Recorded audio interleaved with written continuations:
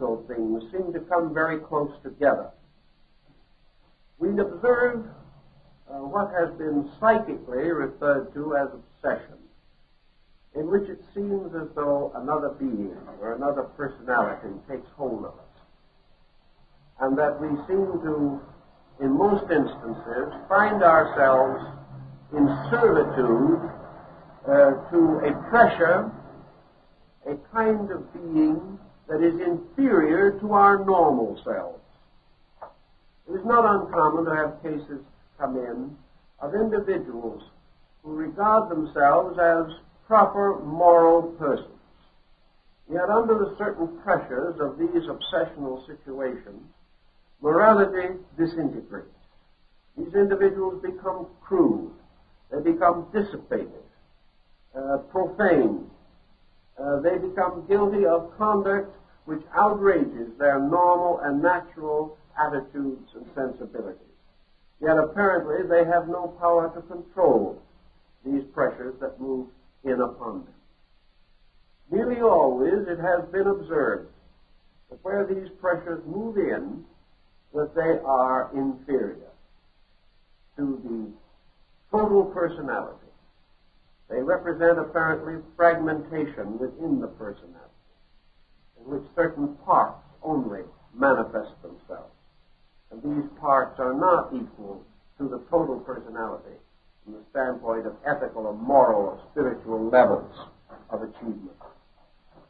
So out of the mystery of it all, and out of thousands of years of observation and reflection relating to myths, legends, symbols, ancient allegories and experiences, the fairy tales, the folklore, all these things, there has come a strong realization that there is within man a kind of subconscious mentation, something that represents a different level from that with which he is commonly acquainted.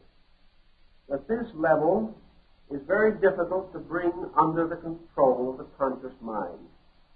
And that into this background, as into some filing system, into some deep closet of remembrances, will be stacked away innumerable impulses and instincts which are not commonly drawn upon, but perhaps through the kind of associationalism attributed to the Mills, certain present conditions can force the subjective material into objectivity, temporarily at least. It is as though the mind had a strange remembrance of attitudes and qualities, and draws forth out of its own recesses ghosts like those that haunted the castles of medieval Europe. So man has a ghost world within himself. And this ghost world, which is behind the threshold and below the threshold of his ordinary living and thinking, can involve itself in his conscious affairs very much to his detriment, particularly if he develops strong neurotic or frustrational tendencies. All this we more or less recognize and know, and I've only tried to summarize it briefly because we have another purpose, really, which we're going to get around to presently, and that is to analyze as much as we can certain of the procedures that are now in popular use or in popular usage to solve these psychological phenomena. For example, we are told today in psychology that one of the most important things is to ventilate, is to bring up this submerged or concealed material and achieve a certain psychological catharsis. That we must get these frustrations out into the open. If we can only move them into the open by preventing them from continuing to build up within the individual, then we can, to a very large measure, help to restore his normalcy. In other words, the great struggle today is towards an extroversional state. Now, this is a charming thought. It's wonderful to live in a world of extroverting people, but it can be a little complicated. And I think the complication arising from our present psychological position and involving much of our educational, program and considerable of our industrial and general social concepts. That this is wrong, that we're getting into serious trouble.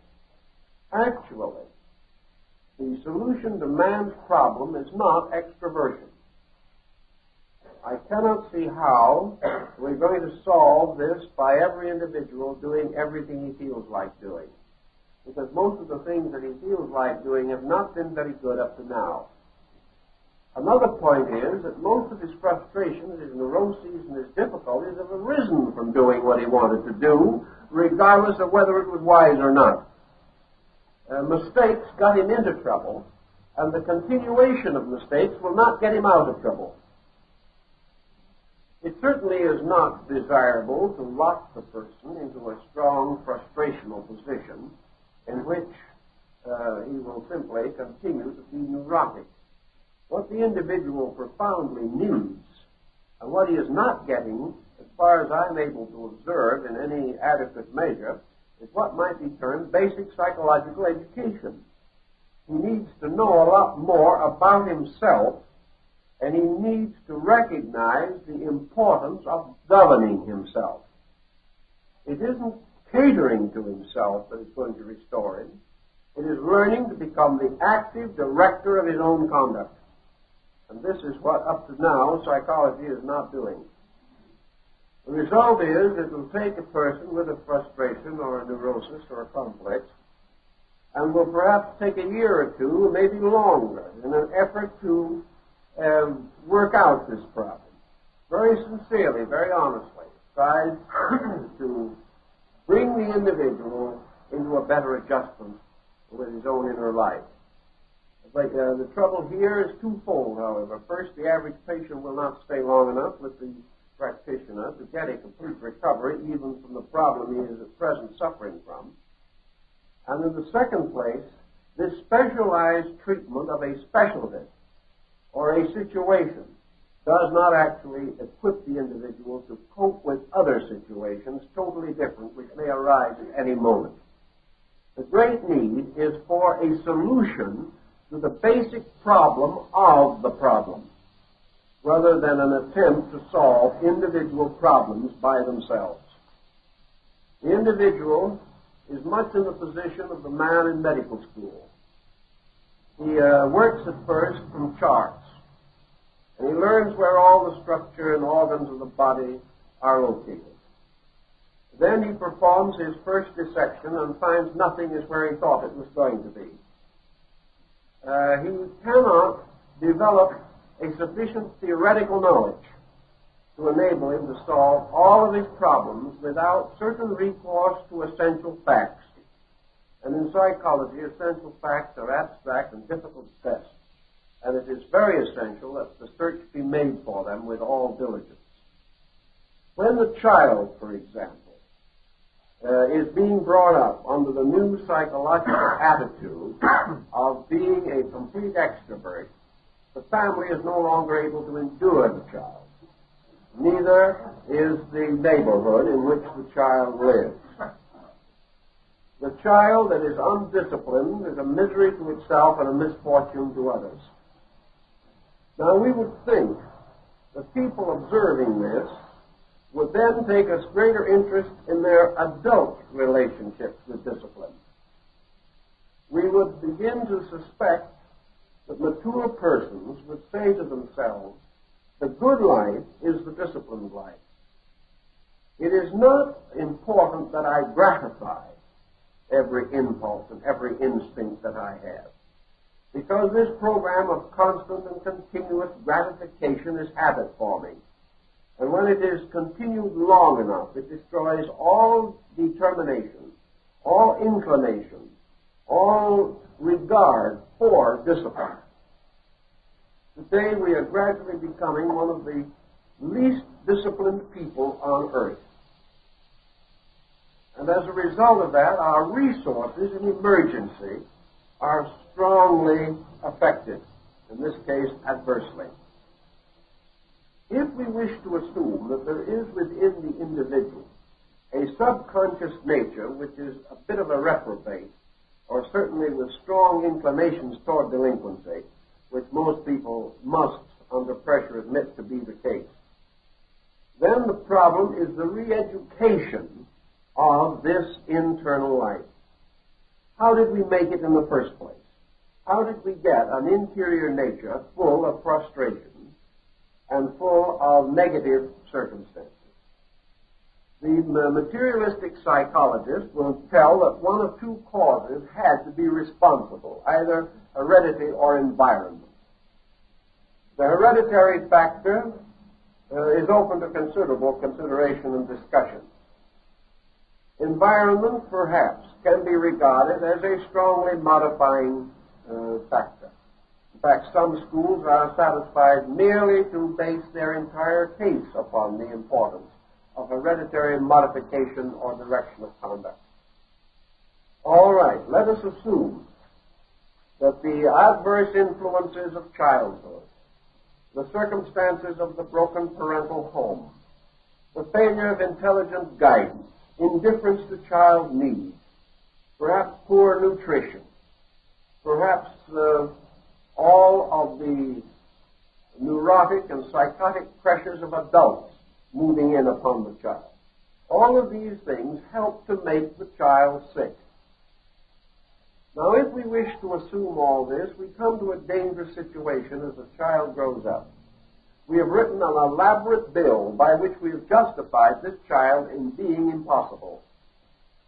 We have made it obvious to the child that its conduct is not its own fault, that it is a victim of circumstances, that it is rather well headed for disaster, in spite of anything it may do.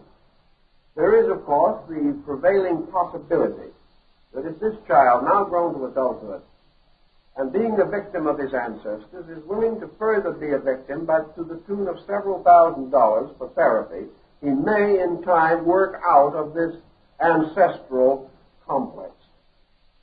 It may take him years. He may have gone through many tragedies before he even discovers that such a correction is indicated or possible. I am quite convinced that in our philosophical system of thinking, our basic understanding of man, that this procedure is not sound. There are cases where it can be used effectively. But to trust the entire hope of the final mental normalcy of our race upon this concept is not wise. We've got to get into this matter a little further. I think the Chinese have a good deal of information to give us. If, for example, a child can be adversely affected by environment and be conditioned by forces moving in upon it, the adult in later life can in various ways affect its own internal life in the normal and proper courses of living. If wrong attitudes have made us sick inside, right attitudes can assist us to correct this sickness. Now, we were not made sick under the supervision of a physician. Our bad attitudes were not carefully calculated for us. We just accumulated them, gratifying our own habits and attitudes and desires. Actually, therefore, the correction is not necessarily a matter for a trained person. The correction is the individual's ability to recognize his own faults and do something about them. He knows more about himself than any other person can know. It will require hundreds of hours of analysis for a good psychologist to find out as much about an individual as he actually knows himself, if he is willing to admit it. I've talked to a great many persons in trouble who blame their condition upon ignorance. But when you sit down and study through with them, the average person knows what's wrong with him. He also knows why he's in trouble, and he knows it's his own fault. These things he does not want to admit under normal conditions, but in professional relationships he will frequently admit this. This being an admission which he will make and can make, his remedy and his correction lie within his means. It is a problem of the re-education of the attitudes and practices by means of which he got himself into trouble. This means almost certainly that the individual has to take over the administering of his own life and thought. He says, all right, well, how am I going to do this? Is it necessary to have a very elaborate formula for such remedying? I do not think so. The average person is not psychologically sick because of strict adherence to a formula. His psychological difficulties are due to a heterogeneous series of factors which have transformed his inner life into something of a mess. It is therefore perfectly possible for him to gradually reorganize his inner life, straighten it out by recourse to certain values that are available to him. One thing that he has to recognize is personal responsibility for conduct. It was his own effort that got him into trouble. It is his own effort that got him where he is. And it is his own effort that must result in the remedy or improvement of his state. He gradually worked himself into a disaster. The answer lies that he must gradually work himself out of that disaster. He requires no more than the ordinarily available knowledge of his kind, unless he has reached a point in which he is mentally diseased and must come under the general heading of psychiatry. But for psychological difficulties, in their various stages of development, the individual can, if he so desires, solve most of them for himself with the instruments and tools generally available to him. Now, there are two important instruments with which he can operate. One is religion and the other is philosophy. Both of these are of great antiquity, and both of them were calculated originally in their natural way to meet the very problem with which he is confronted. Man's religious and philosophic life has been autocorrective to his personal neurotic tendency since the beginning of recorded thought. Nearly always you will find the worst-oriented individual is the one in whom philosophy and religion are deficient, or in which they have been perverted to fanaticism of some kind. A person with a strong, solid, honorable, spiritual, or philosophical conviction is seldom out of his depth. It is therefore the general decline of man's spiritual life, particularly his philosophical insight, that we can at this time observe the rapid increase of his psychological difficulty. Psychology has become powerful and important in a century in which man's spiritual and philosophical values in the West have constantly and consistently declined. This means that man, in neglecting the development of his own internal life, has made himself subject to sicknesses of neglect. When he neglected hygiene, he was subject to the plagues. When he neglects mental hygiene, he will be subject to the peculiar plagues that result from this form of neglect. And unless he takes hold of the situation himself, he cannot really achieve a solution.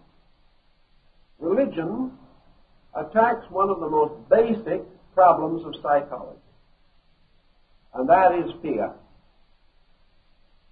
Fear is present in a great many, an overwhelming number of cases where psychological pressure is present. Fear is man's lack of personal confidence. Fear is the individual's sense of futility, the sense of the magnitude of the circumstances around him and the inadequacy of himself. Fear, philosophically, cannot exist in any nature in which there is a strong statement of values. Fear can only come where faith is weak. And if faith is strengthened, fear is weakened. Thus, in the basis of all of our internal sense of normalcy, we must have this victory of positive faith over negative fear. How shall we achieve this in our common experience in life?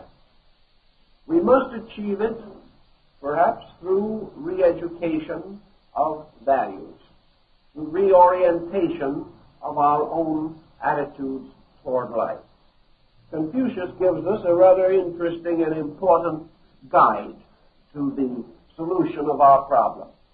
He points out that the great trouble with most persons is that when they desire education, they choose a subject and master it, thus gaining insight into a subject. Having gained this insight into the subject, they then become distinguished as an exponent of the subject and remain miserably ignorant in everything else. The result is that we have the great philosopher, intellectual philosopher, who simply does not know how to make a living. We have the great artist who cannot get along with his relatives. We have the successful businessman who cannot get along with himself. We have the person who attains to great rational understanding but is never able to control his own temper. All of these eccentricities, these inconsistencies, are the result of the individual attempting to master subjects instead of attempting to master his own relationship to life. Instead of mastering a particular theme, it is first necessary for him to master the principle of learning. The beginning of the secure, normal life of man is the attainment of what Confucius calls the superior state. The superior man, according to Confucius, is simply one in whose life the performance of an inferior action is impossible. It's not a case where he's fought it out with his own conscience and won. It's simply impossible, because the instinct to inferiority has ceased. And by the instinct of inferiority, we mean the instinct to live below the level of recognized value. How then would you attain to this particular desired state of recognizing value, of becoming the superior person? It must be through the real pleasure of pleasing to do these things. So Confucius pointed out that the thing to do was to forget the problem of getting better. And in his school, which he ran for a number of years after he retired from public life, Confucius simply forgot all about making people better. Rather, he taught them to enjoy themselves doing good things. He taught them to enjoy writing good poetry. He taught them to enjoy riding horseback well. He gave them opportunity to share in music, in art, in artistry, and in drama. He sat with them and played musical instruments, and they sang together, and they enjoyed it. There was no emphasis whatever upon being better. There was merely the realization that if you were a Chinese gentleman, you enjoyed good poetry. And so, being desirous of being a gentleman, certainly, you enjoyed good poetry. At first, perhaps you knew nothing about it, but gradually, through familiarity, you did learn something. Then you studied the classics. There was no talk about being better. You were simply being exposed to culture. You were being exposed to value. You were gradually developing new standards of taste. These standards of taste you accepted because they were associated with the people you respected. You recognized that the great poet and the great scholar in China was an honored individual. He was a superior kind of person. Therefore, there was much inducement to share in the honors and recognition which he received. No discussion of being better. Simply the process of naturally growing. Not trying to lift some part of your nature. Not saying, I will control my temper if it kills me. Or it probably will kill you. But rather, I will write great poetry. I will love good books. I will walk out in nature and enjoy the sunset. I will enjoy good things and beautiful things, and I will like to be with people who are by nature noble and virtuous and honorable.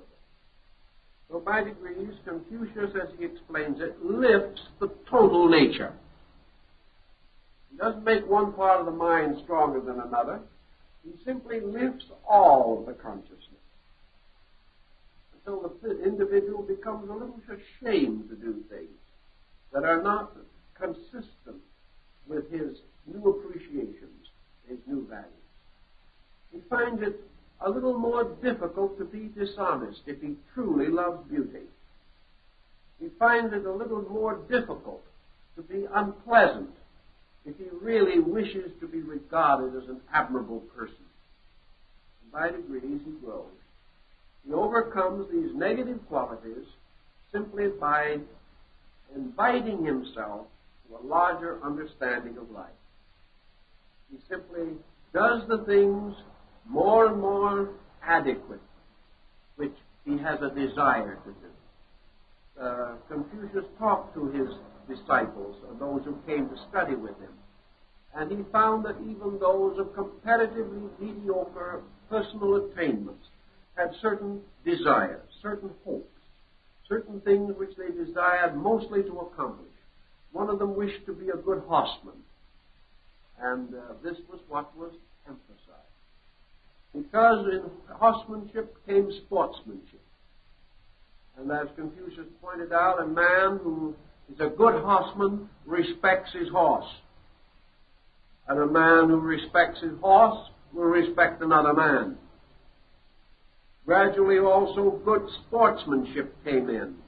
And the man who believes that the best rider should win the race will also believe that the best thinker should have the office. He will also believe that merits become more important. He will not be envious of those who succeed, but will rather try to fit himself to succeed, because he understands the principle of good sportsmanship.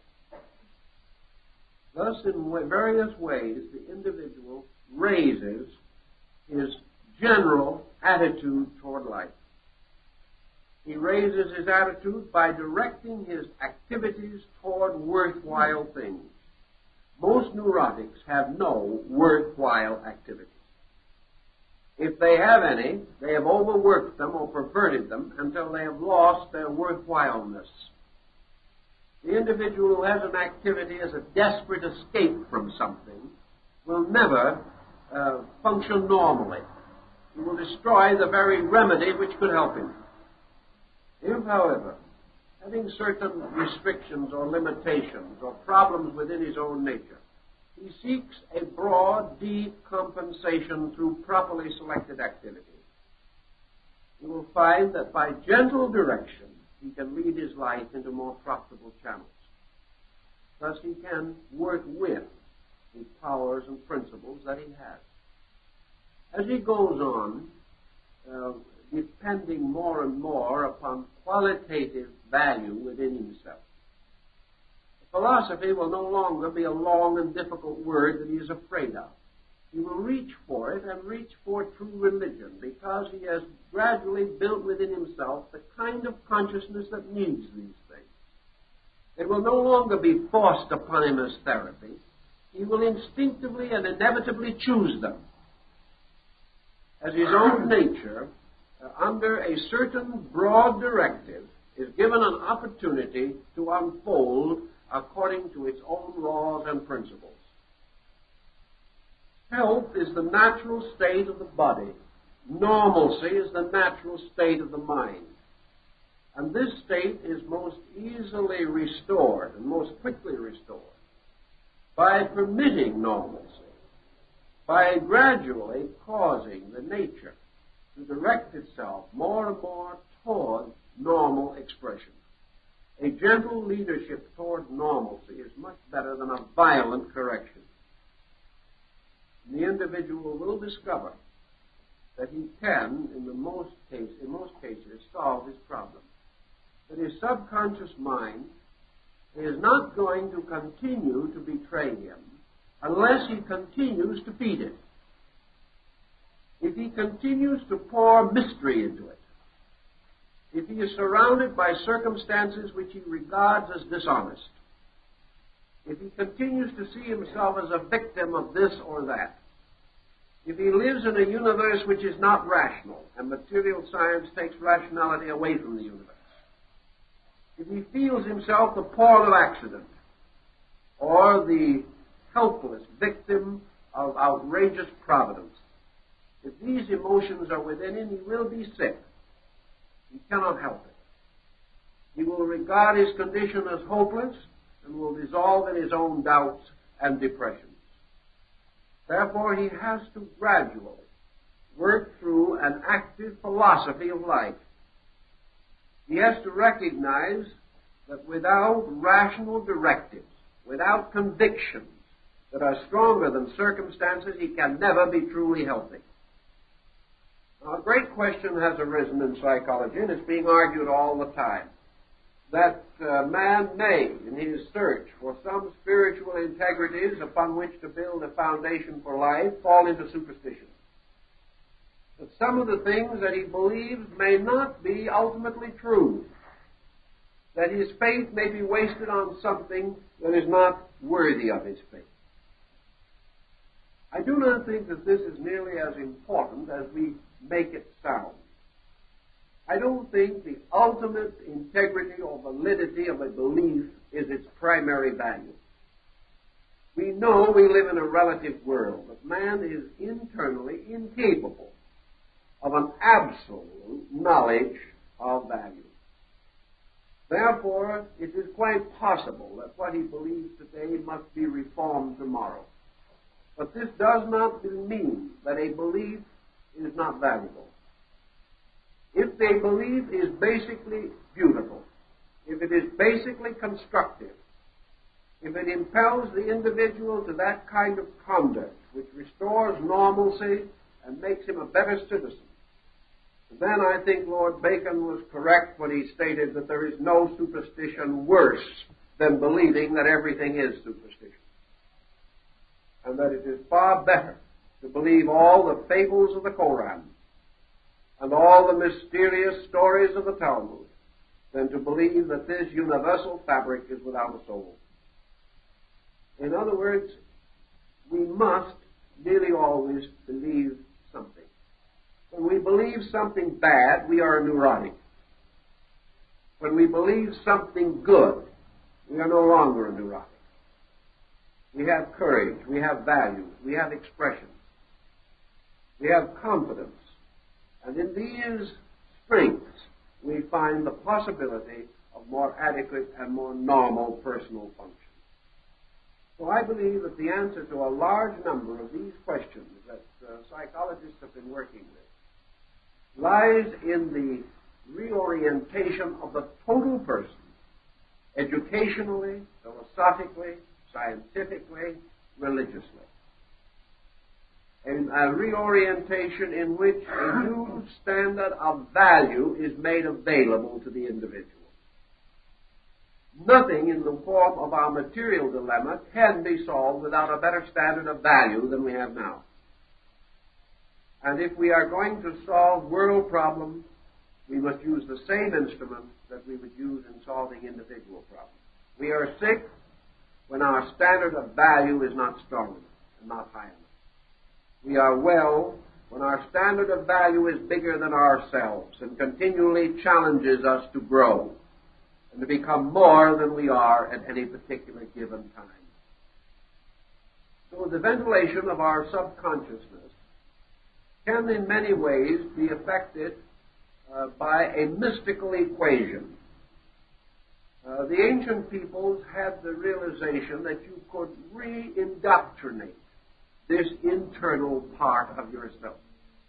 The meditative disciplines, the various sacred arts and sciences of ancient peoples and Eastern nations, by means of which certain internal life was strengthened. These disciplines certainly were calculated to make a distinct change in the subconscious life of the individual. Self-discipline and spiritual or sacred exercises and rituals also affect this subconscious pattern. They set themselves in it just as excesses and mistakes have set themselves in it. They strengthen the internal life, and it is quite possible that there is a wonderful power by means of which man is capable of completely redeeming and regenerating his own internal life. Perhaps this is the alchemistical transmutation of base metals. Man does not have to go on being a neurotic indefinitely, nor does he have to depend upon a mechanical formula which may or may not actually meet his needs. Neurosis is a challenge. The moment the individual is unhappy, there is something wrong with his mental and emotional life, just as surely as the moment he is sick, there is something wrong with his physical habits or his physical economy. Unhappiness is a symptom. It is a symptom of being wrong in something. No one can be miserable and right. No one can be correct and be in trouble all the time. Consequently, we must accept unhappiness or disunity of our inner lives, lack of peace of mind and peace of soul. We must accept these obvious weaknesses as indications of sickness within the psychic life. Perhaps the sickness is not dangerous or deadly, but it is present if we are not at peace with ourselves. Again, as we have noted before, this comes into rather violent contact and contrast with our modern thinking. We are more or less taught today that irritation, frustration, neurosis, these things make better people. That we must have a big fight on our hands all the time in order to spur us on to what? To the hypothetical achievements of the future. I heard someone not long ago point out that if it was not for this tremendous dissatisfaction, this desperate struggle to be what we are not, the whole race would go to pieces. Well, if we struggle much more, we will go to pieces anyway. We're not going to achieve the end that we want. It depends on what we want. If we want a competitive civilization that is going to go on and on and on, becoming more difficult, more expensive, and more frightening through the ages, until scientifically we involve ourselves in some fantasy more incredible than modern scientific fantasy fiction, if we just want to go on struggling for unknowns and perhaps hazarding our own survival, we can do so. But that we should assume that the continuation of misery is the justification for living is basically wrong. It's based upon the idea we've always been uncomfortable and therefore we might as well get used to it. We have today in the United States more than 1 million persons mentally sick. But there's no use telling these people to get used to it. Nor is there any use in telling them that they are splendid martyrs on the field of progress. There is no use telling them that they may never be well again, but that 1,000 years from now we will reach another planet in a steel projectile because of the tremendous kind of stress that wrecked them. This type of thinking is absolutely invalid, and yet it's the kind of thinking that is dominating too many people's minds today. Actually, any form of psychology, any form of sociology, any form of so-called progress, which is essentially detrimental to vast numbers of persons, or detrimental to one sensitive human soul, cannot be right. It is simply that we accept these things because we've never known anything else. Now, we must face some such a situation as this, and we must also, if we believe, as we do believe, in the presence of justice, in the presence of universal good, reality, truth, in the existence of a sovereign purpose and plan behind all things, if we believe in principles that are real and valid, We must sometime recognize the importance of living what we believe. And the moment we start living these principles, because we believe them, we will find that our psychological conditions will rapidly improve. The subconscious of the individual can just as easily be a repository of good as it can be a repository of fear and doubt and anxiety. Now, how can we achieve this in terms